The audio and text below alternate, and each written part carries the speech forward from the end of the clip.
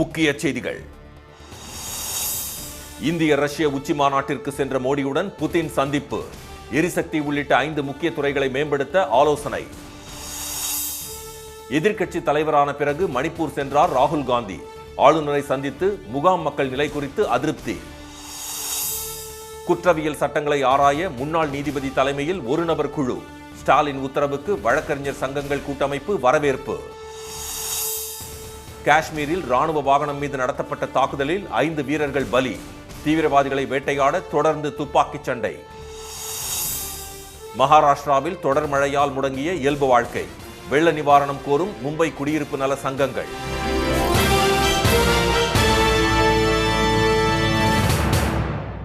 வணக்கம். வணக்கம். ரஷ்யா சென்றுள்ள பிரதமர் திரு மோடி அந்நாட்டு அதிபர் புதினை சந்தித்து இருதரப்பு உறவுகளை மேம்படுத்துவது குறித்து ஆலோசனை நடத்துகிறார். 3வது முறையாக பிரதமராக பதவியேற்ற பிறகு சிறப்பு விமானத்தில் ரஷ்ய தலைநகர் மாஸ்கோவின் வினுகோவா சர்வதேச விமான நிலையம் சென்றடைந்த திரு மோடியை ரஷ்ய துணை பிரதமர் டெனிஸ் மாண்ட்ரோவ் வரவேற்றார். ரஷ்ய ராணுவத்தின் பேண்ட் வாத்திய குழுவினர் அவருக்கு அணிவகுப்பு மரியாதை அளித்தனர். பின்னர் அங்கிருந்து நட்சத்திர விடுதிக்கு சென்ற திரு மோடிக்கு இசைக்கருவிகள் முழங்க ஆடல் பாடலுடன் இந்திய வம்சாவளியினர் சிறப்பான வரவேற்பு அளித்தனர்.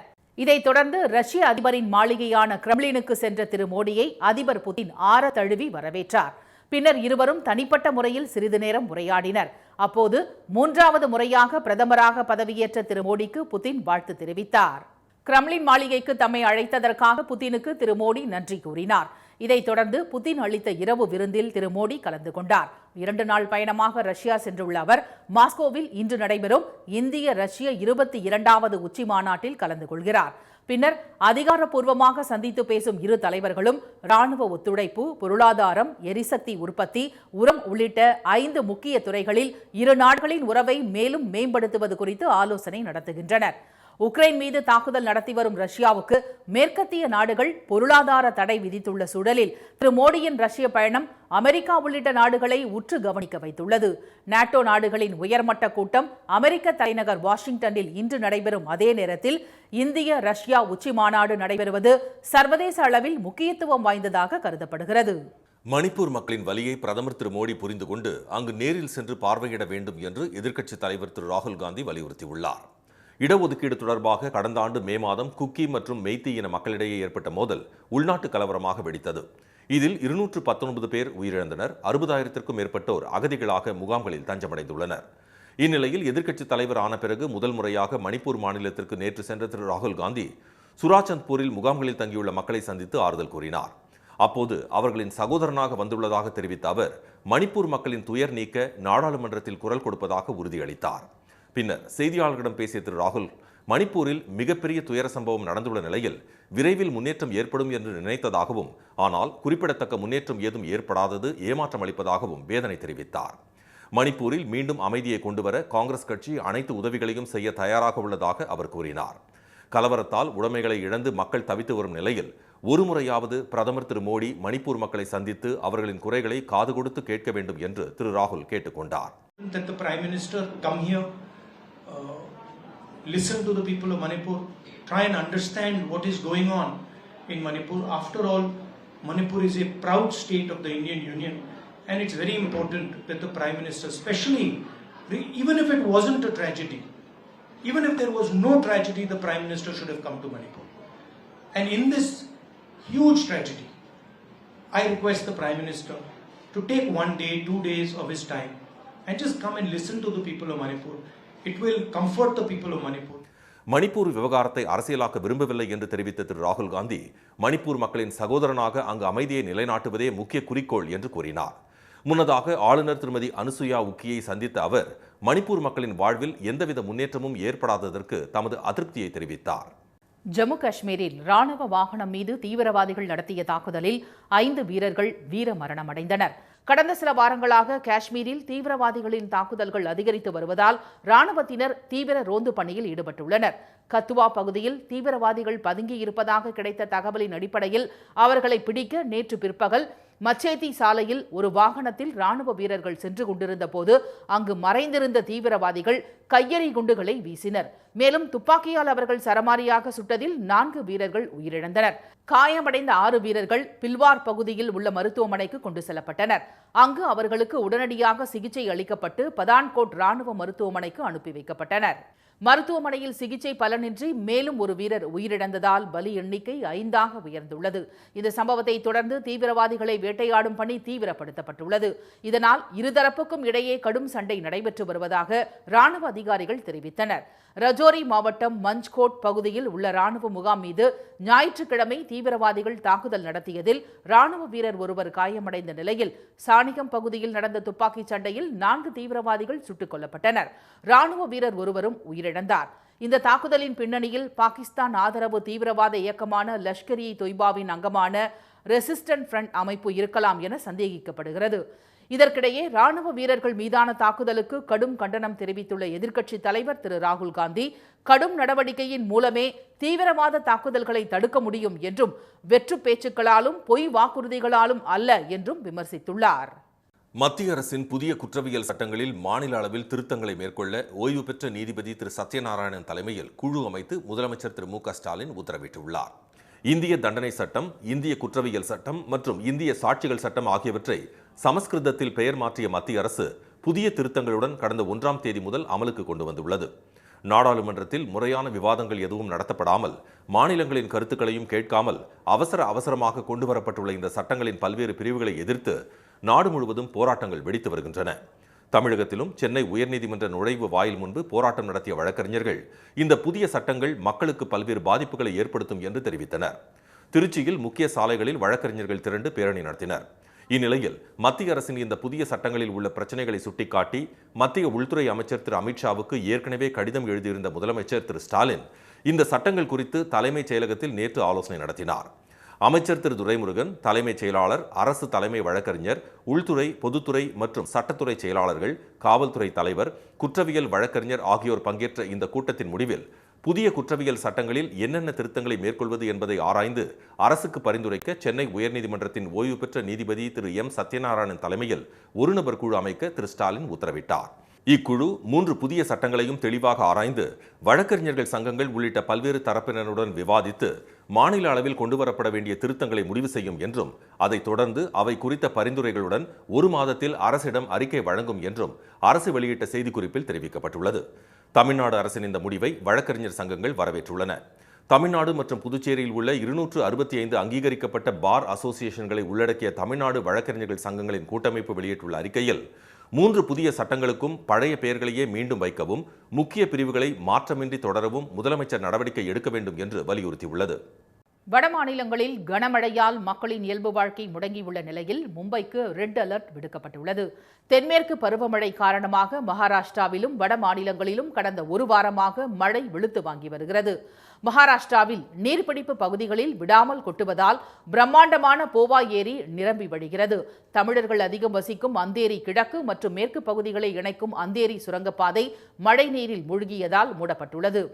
மும்பை சாலைகளில் வெள்ளம் ஆறாக பாய்ந்தோடுவதால் போக்குவரத்து நெரிசல் ஏற்பட்டு பொதுமக்கள் தவித்து வருகின்றனர்.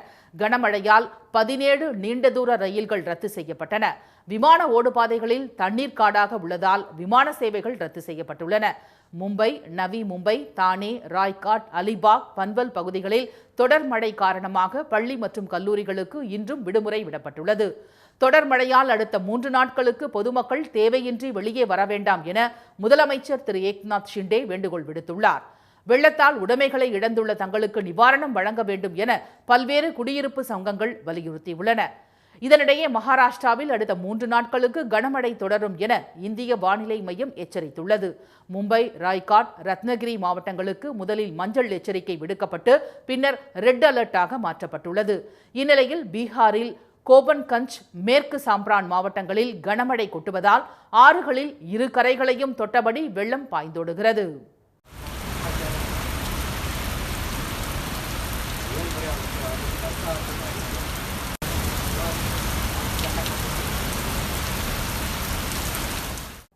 கரைபுரளும் வெள்ளம் காரணமாக ஆற்றங்கரையோர பகுதி மக்கள் பாதுகாப்பான இடங்களுக்கு செல்லுமாறு எச்சரிக்கப்பட்டுள்ளனர். அசாம் மாநிலத்தில் மொத்தமுள்ள 35 மாவட்டங்களில் 30 மாவட்டங்கள் மழை வெள்ளத்தால் கடுமையாக பாதிக்கப்பட்டு இயல்பு வாழ்க்கை முடங்கியுள்ளது. உணவு, குடிநீர் இன்றி பலர் தவித்து வருகின்றனர்.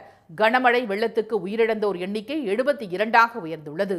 பிரம்மபுத்திரா, பராக் நதிகளில் வெள்ளம் கரைபுரண்டு ஓடுவதால் காசிரங்கா தேசிய பூங்கா மற்றும் புலிகள் காப்பகத்தில் காண்டா மிருகங்கள் உட்பட 137 விலங்குகள் வெள்ளத்தில் சிக்கி உயிரிழந்திருப்பது தெரியவந்துள்ளது. உத்தரப்பிரதேச மாநிலம் பிலிபெட் மாவட்டத்தில் சாரதா ஆற்றில் ஏற்பட்ட வெள்ளத்தில் ரயில் தண்டவாளம் அடித்துச் செல்லப்பட்டதால் உடனடியாக ரயில் போக்குவரத்து நிறுத்தப்பட்டது.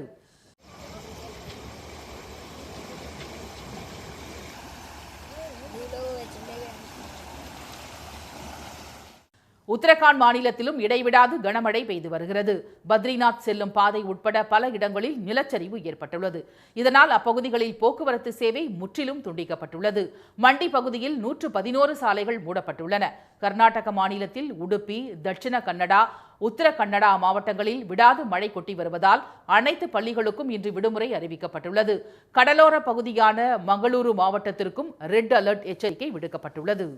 ஆந்திராவில் ஆளும் கட்சி எதிர்க்கட்சி இரண்டுமே பாஜக வசம் இருப்பதாக தெலுங்கானா முதலமைச்சர் திரு ரேவந்த் ரெட்டி தெரிவித்துள்ளார். ஆந்திர மாநிலம் விஜயவாடாவில் முன்னாள் முதலமைச்சர் YS ராஜசேகர ரெட்டியின் 75வது பிறந்தநாள் விழா காங்கிரஸ் சார்பில் நடத்தப்பட்டது. அதில் கலந்து கொண்டு பேசிய அவர், ஆந்திராவில் செவல்லாவில் இருந்து இச்சாபுரம் வரை 1400 கிலோமீட்டர் தூரம் நடைபயணம் மேற்கொண்டு YSR காங்கிரஸ் ஆட்சியை கொண்டு வந்ததை நினைவு கூர்ந்தார். அதேபோல் காங்கிரஸ் MP திரு ராகுல் காந்தியும் மேற்கொண்ட யாத்திரையால் கர்நாடகாவிலும் தெலுங்கானாவிலும் காங்கிரஸ் ஆட்சி அமைந்திருப்பதாக திரு ரேவந்த் கூறினார். ஆனால் ஆந்திராவில் இப்போது பாஜகவின் கைப்பிடிக்குள் ஆளும் கட்சிகளான தெலுங்கு தேசமும் ஜனசேனாவும் எதிர்க்கட்சியான ஜெகன்மோகனின் கட்சியும் இருப்பதாக தெலுங்கானா முதல்வர் கிண்டல் செய்தார். YSR லட்சியங்களை செயல்படுத்துபவர்களே உண்மையான வாரிசுகள் என்று கூறிய திரு ரேவந்த் ரெட்டி, YSR பெயரில் வியாபாரம் செய்பவர்கள் அல்ல என்று சாடினார். தற்போது YSR ஷர்மிளா மட்டுமே மக்கள் பக்கம் இருப்பதாக கூறிய அவர், YSR-ஐ போலவே சளைக்காமல் போராடக்கூடியவர் என்பதால் விரைவில் ஆந்திராவில் அவர் காங்கிரஸ் ஆட்சியை அமைப்பார் என்று நம்பிக்கை தெரிவித்தார். கட்சியிலிருந்து வெளியேற்றப்பட்ட ஒருவரை பற்றி தன்னிடம் கேள்வி கேட்க வேண்டாம் என பன்னீர்செல்வம் பற்றிய கேள்விக்கு அதிமுக பொதுச் செயலாளர் எடப்பாடி திரு பழனிசாமி ஆவேசமாக கூறியது பரபரப்பை ஏற்படுத்தியுள்ளது. தொடர்ந்து 10 தேர்தல்களில் தொடர் தோல்வி கண்ட எடப்பாடி திரு பழனிசாமி பொதுச் செயலாளர் பதவியிலிருந்து விலக வேண்டும் என்றும் அவரை தொண்டர்கள் ஏற்கவில்லை என்றும் முன்னாள் முதலமைச்சர் திரு பன்னீர்செல்வம் நேற்று அறிக்கை ஒன்றை வெளியிட்டிருந்தார். அதிமுக 7 தொகுதிகளில் டெபாசிட் இழந்தது கட்சி வரலாற்றில் இதுவே முதல் முறை எனவும் அவர் விமர்சித்திருந்தார். இந்நிலையில் சேலம் மாவட்டம் ஓமலூரில் பேட்டியளித்த திரு எடப்பாடி பழனிசாமியிடம் இதுகுறித்து கேள்வி எழுப்பப்பட்டது. ஆனால் அதற்கு பதிலளிக்க திரு எடப்பாடி பழனிசாமி திட்டவட்டமாக மறுத்துவிட்டார். OPS அவர்கள் எங்களிலிருந்து விலகிச் சென்று விட்டார், விலக்கப்பட்டு விட்டார். இனி அவரை பற்றி பேசுவதற்கு ஒன்றுமில்லை. என்ன காட்டம் கொடுத்தாலும் அதை பற்றி இல்லை. எங்களுக்கு என்ன இருக்குது இல்லை. அவர் அனைத்து இந்திய அண்ணா திராவிட முன்னேற்ற கழகத்தில் தற்போது இல்லை. திரு பன்னீர்செல்வம் தரப்பினர் கட்சி தலைமை அலுவலகத்தை அடித்து நொறுக்கி அதிமுகவினரை கொடூரமாக தாக்கியதாகவும் அவர் குற்றம் சாட்டினார். அதிமுக முன்னாள் அமைச்சர்கள் மீதான சிவில் வழக்கை கிரிமினல் வழக்கு போல திமுகவினர் வதந்தி பரப்புவதாகவும், முன்னாள் அமைச்சர் MR விஜயபாஸ்கர் மீது திட்டமிட்டு ஜோடிக்கப்பட்ட வழக்கு வேண்டுமென்றே தொடரப்பட்டுள்ளது என்றும் அவர் தெரிவித்தார். அரசு பள்ளிகளில் உடற்கல்வி ஆசிரியர்களின் பணியிடங்களை குறைக்க வெளியிடப்பட்டுள்ள புதிய அரசாணையை திரும்பப் பெற வேண்டும் என உடற்கல்வி ஆசிரியர் சங்கத்தினர் கோரிக்கை விடுத்துள்ளனர். உடற்கல்வி ஆசிரியர் மற்றும் உடற்கல்வி இயக்குநர் பணியிடங்களுக்கான பணி நிரவல் மற்றும் பணி வரன்முறை குறித்து கடந்த 1ஆம் தேதி வெளியிடப்பட்ட அரசாணையில் 250 மாணவர்களுக்கு ஒரு உடற்கல்வி ஆசிரியர் என்பது 700 மாணவர்களுக்கு ஒருவர் என மாற்றப்பட்டுள்ளது. இதனை உடனடியாக திரும்பப் பெற வலியுறுத்தி தமிழக பள்ளி கல்வி இயக்குநர் திரு கண்ணப்பனை நேரில் சந்தித்து உடற்கல்வி ஆசிரியர் சங்க நிர்வாகிகள் மனு அளித்தனர். அதில் மாணவர்கள் போதைக்கு அடிமையாகி பாதை மாறும் இன்றைய சூழலில் 700 மாணவர்களுக்கு ஒரு உடற்கல்வி ஆசிரியர் என்று அமல்படுத்தினால் மாணவர்களின் விளையாட்டு திறன் பாதிக்கப்படும் என்று அவர்கள் வேதனையுடன் தெரிவித்தனர். செல்லு, ஃபேஸ்புக், மீடியா இப்படி பல எல்லாம் இன்னைக்கு மாணவர்கள் போதைப் பொருட்கள் அடிமையாகி இன்னைக்கு மாணவர் சமுதாயமே கெட்டு போகிற நிலைமையில் இருக்கிற சூழ்நிலையில் இன்னைக்கு 250 மாணவர்கள் குறைச்சி 100 மாணவர்கள் கொண்டு வந்தால் தான் ஒரு நல்ல ஒரு திருத்தமாக நல்லதாக இருந்திருக்கும். இப்போ 700 மாணவர்களுக்கு உடற்கல்வி சொன்னால் கண்டிப்பாக பள்ளியில் மாணவர்களை கட்டுப்படுத்த முடியாது. மாணவர்களுடைய விளையாட்டு பாதிக்கப்படும், ஒழுக்கம் பாதிக்கப்படும். தமிழக விளையாட்டுத்துறை அமைச்சர் மற்றும் பள்ளி கல்வித்துறை அமைச்சர் ஆகியோருக்கு தங்கள் கோரிக்கை குறித்த தகவல் சென்றால் உடற்கல்வி ஆசிரியர்களுக்கான நீதி கிடைக்கும் என்று நம்புவதாக அவர்கள் தெரிவித்தனர். இந்தியாவிலேயே முதல் முறையாக உடற்கல்வி மற்றும் விளையாட்டு படிப்புக்கான பல்கலைக்கழகம் தமிழ்நாட்டில் தொடங்கப்பட்டு அதன் மூலம் ஆண்டுதோறும் ஏராளமானோர் பட்டம் பெற்று வருவது குறிப்பிடத்தக்கது. உதகை அருகே நடைபெற்ற அறுவடை திருவிழாவில் கிராம மக்கள் பாரம்பரிய உடை அணிந்து பங்கேற்று அறுவடை பணிகளை தொடங்கினர். படுகர் மக்களின் முக்கிய கடவுளான ஹிரியோடையா கோயில் அமைந்துள்ள கடநாடு கிராமத்தில் தெவ்வப்பா என்றழைக்கப்படும் அறுவடை திருவிழா நேற்று நடைபெற்றது. அதில் கடநாடு மற்றும் அதனை சுற்றியுள்ள அணிக்கொரை, தூணேரி, இடஹட்டி, தும்மனஹட்டி, மடித்துறை உள்ளிட்ட 33 கிராமங்களைச் சேர்ந்த படுகர் மக்கள் பாரம்பரிய உடை அணிந்து கலந்து கொண்டனர். ஹிரியோடையா கோயிலில் நடந்த சிறப்பு அபிஷேக நிகழ்ச்சியில் அவர்கள் வரிசையாக நின்று காணிக்கை செலுத்தி வழிபட்டனர். அதனைத் தொடர்ந்து ஆண்கள் மட்டும் அறுவடைக்கு தயாராக இருந்த விளைநிலத்துக்கு பசுமாடு ஒன்றை அழைத்துச் சென்று பால் கறந்து அங்கிருந்து 20 கிலோமீட்டர் தொலைவில் உள்ள மடித்துறை கிராமத்தில் உள்ள கோயிலுக்கு கொண்டு சென்று சிறப்பு பூஜை செய்தனர். அறுவடை திருவிழாவும் வழிபாடும் முடிந்ததைத் தொடர்ந்து தங்கள் தோட்டங்களில் விளைந்த மலை காய்கறிகளை அவர்கள் இன்று முதல் அறுவடை செய்ய உள்ளனர். தமிழகத்தில் அடுத்த 6 நாட்களுக்கு மழை பெய்யும் என்று சென்னை வானிலை ஆய்வு மையம் தெரிவித்துள்ளது. நாட்டின் பல்வேறு பகுதிகளில் தென்மேற்கு பருவமழை தொடங்கியுள்ளதால் அதன் தாக்கம் காரணமாக தமிழ்நாட்டில் பகல் நேரத்தில் தூறல் மழையும் இரவில் கனமழையும் பெய்து வருகிறது. இந்நிலையில் மேற்கு திசை காற்றின் வேக மாறுபாடு காரணமாக தமிழகத்தில் இன்று இடி மின்னலுடன் கூடிய மழை பெய்யும் எனவும் நாளை முதல் வரும் 14ஆம் தேதி வரை லேசானது முதல் மிதமான மழை பெய்யக்கூடும் என்றும் தெரிவிக்கப்பட்டுள்ளது. சென்னையை பொறுத்தவரை அடுத்த 24 மணி நேரத்திற்கு வானம் ஓரளவு மேகமூட்டத்துடன் காணப்படும் என்றும் ஒரு சில பகுதிகளில் இடி மின்னலுடன் கூடிய லேசான மழை பெய்ய வாய்ப்புள்ளதாகவும் வானிலை மையம் தெரிவித்துள்ளது. வரும் 12ஆம் தேதி வரை மன்னார் வளைகுடா, மத்திய அரபிக்கடல், தென் தமிழக கடலோரப் பகுதிகள் மற்றும் லட்சத்தீவு பகுதிகளில் மணிக்கு 65 கிலோமீட்டர் வேகம் வரை சூறாவளி காற்று வீசக்கூடும் என்பதால் மீனவர்கள் அப்பகுதிகளுக்கு மீன்பிடிக்க செல்ல வேண்டாம் என அறிவுறுத்தப்பட்டுள்ளது. மீண்டும் முக்கிய செய்திகள். ரஷ்யா சென்றுள்ள பிரதமர் மோடி அந்நாட்டு அதிபர் புதினை சந்தித்து இருதரப்பு உறவுகளை மேம்படுத்துவது குறித்து ஆலோசனை நடத்துகிறார். மணிப்பூர் மக்களின் வலியை புரிந்து கொண்டு பிரதமர் மோடி நேரில் சென்று பார்வையிட வேண்டும் என எதிர்க்கட்சித் தலைவர் ராகுல் காந்தி வலியுறுத்தியுள்ளார்.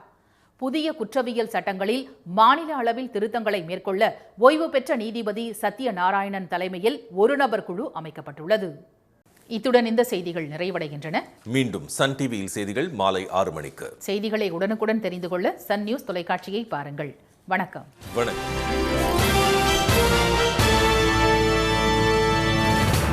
உடனுக்குடன் செய்திகளை தெரிந்து கொள்ள சன் நியூஸ் பெல் ஐகானை கிளிக் பண்ணுங்க.